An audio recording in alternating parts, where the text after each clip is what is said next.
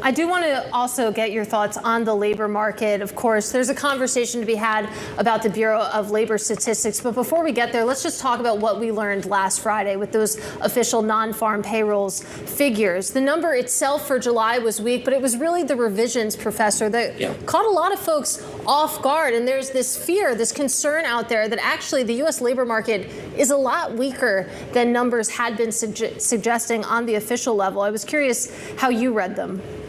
Yeah, what we've been seeing for a while is that the soft data, surveys, and just kind of tone and feel, has been weaker than the official numbers. And if we just before we got the ISM survey of services, which suggests basically an economy that's stalling, does not look at all good. And the official numbers have been showing a lot more strength than the soft data have. And what we saw on Friday was the hard data starting to converge on the soft data. So this really does look, Goldman's calling it an economy at stall speed. It is quite concerning. It is quite concerning, and it puts that much more onus on every data point that comes after that. And eventually, it'll start to raise questions about the data that we do get, depending on who leads the BLS's economic statistics. Professor Krugman, I also want to get a sense from you, this unrelenting rise in the stock market that we're getting, even with all these concerns about the economy and the economic data that is being reported. Tariffs took effect this week, and the reaction from the market, if you look at the S&P 500's performance this week, is kind of a collective shrug. We're set to close out the best week since June. From where you sit, how healthy is the economy, is corporate America's finances? Is it healthy enough to justify the S&P 500's 28% rally and the Nasdaq's 38% rally since April 8th?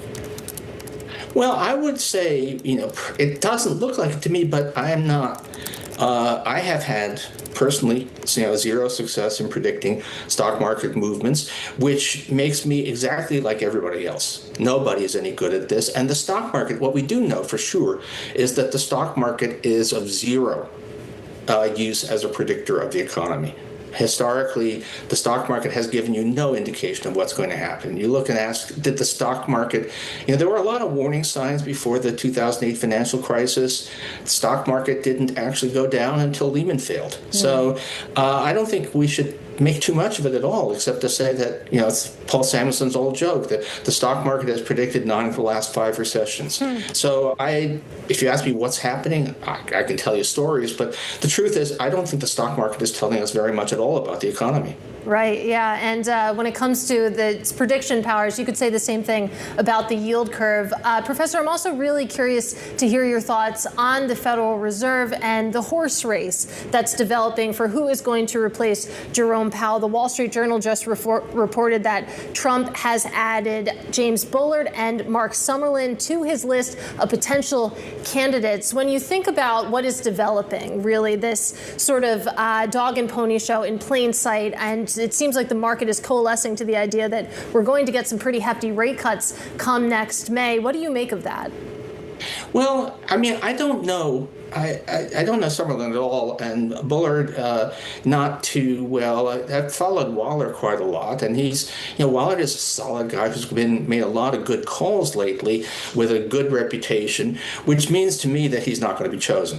Because I think the Trump administration wants a loyalist. And Waller is the kind of guy who might very well decide, my professional reputation matters, and I'm going to take a stand against the White House. Remember, Trump chose Jerome Powell, and now trashes him constantly, and he probably doesn't want to find himself in that situation again. So my money is on somebody who actually is.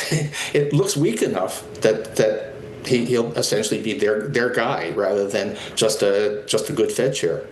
So there is going to be a bit of a dog and pony show for each candidate to then prove just how pliable they might be. Yeah, there was one Substack post by somebody else that I did like. I'm sorry, but I envy the title, and it was actually about Kevin Haspel. It was called "The Banality of Weasel." Everything we've seen in other appointments is that this administration values loyalty above all else, and I don't think they get that from the stronger names on that list. All right, Paul Krugman, thank you so much, telling it like it is from his point of view. Nobel Prize-winning economist and distinguished professor of economics at the City University of New York.